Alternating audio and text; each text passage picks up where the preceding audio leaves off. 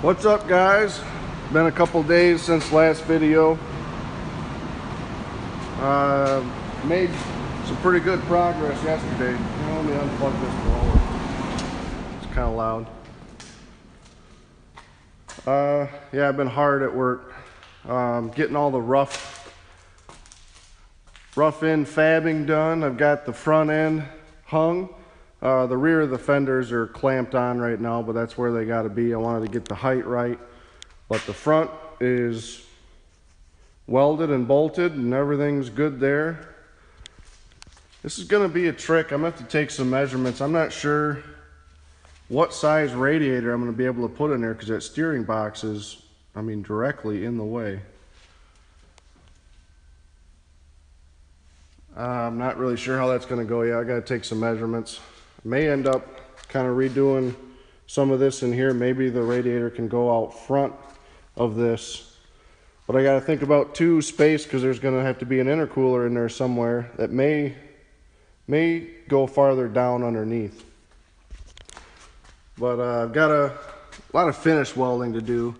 You can see the mounts are still tacked in, but the cab is where it needs to be. It is bolted down. I don't plan on taking it off again.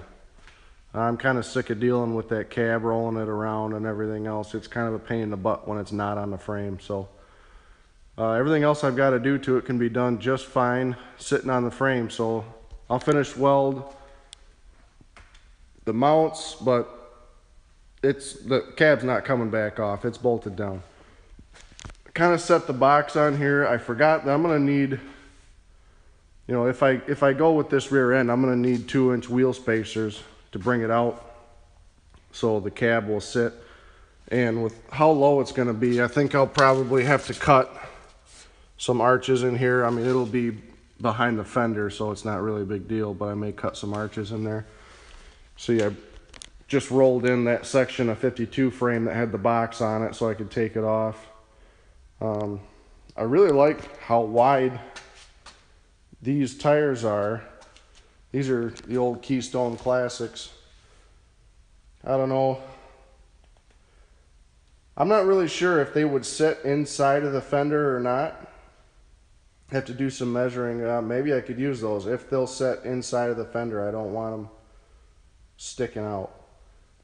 But it'd be nice to be able to run a nice wide tire like that. Then I'd have, I'd paint those wheels and everything because they look like shit. But yeah, the box is just kind of sitting on here. I'm taking it back off so it's not in my way. I decided I'm not going to do anything else with the box until I get the suspension dropped. I've got the 2-inch drop spindles for the front ready to go on. So those are for the front, and I'll get 2 or 2.5-inch blocks and drop the rear. But yeah, I want to get the stance where it needs to be before I do anything else with the height of the box and everything else. She's going to be pretty low because you got to think, there's going to be close to 1,000 pounds of stuff in the front. So with 2-inch drop spindles and 1,000 pounds sitting on there, she's really going to drop. So I don't want to do too much else until I really see what this suspension, or where it's going to be sitting. Motor's sitting right here. I did finally find a 4L80. I'm going to try and go get that today, because then I can bolt it to the motor and set it in and start figuring out. I'm thinking I'm going to have to tunnel this floor, at least just this part. I don't want to have to tunnel the whole thing. I will if I have to, but that's kind of the reason I kept the mounts the way they are. The frame is 3 to 4 inches, or the body cab is 3 to 4 inches off the frame. I did end up cutting 1 inch out of the rear mounts because it looked like it had a hell of a rake. But now, when everything's mounted, it kind of looks, I don't know. Maybe I should take 1 inch out of the front mounts too. But like I said, I kind of want to get the suspension where it needs to be to figure out what this thing's actually going to look like before I go too crazy. So yeah, we'll do another update pretty soon. Hopefully I get that tranny today, and we can start kind of test fitting that kind of stuff in there. So, all right, we'll be back at it pretty soon. All right, quick update. I ran and went and picked up that tranny. 4L80 out of a 2000 two-wheel drive pickup.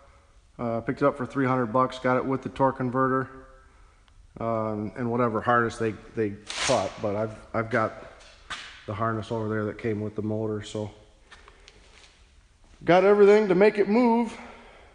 I don't know if I'll end up, this thing's supposed to have 180 on it. It's supposed to work. The fluid on it looks good. I don't know if I'll do anything to it at first. I'll probably slap it in and we'll screw around with it, and then we'll at least put a HD2 shift kit in it and everything else. But for the time being, I'm glad I got that. Now I can bolt that to the motor and get everything test fit in there, so I get my angles and everything right, get the floor cleared and get a cross member in there, and we'll keep moving. Okay, we'll see you later.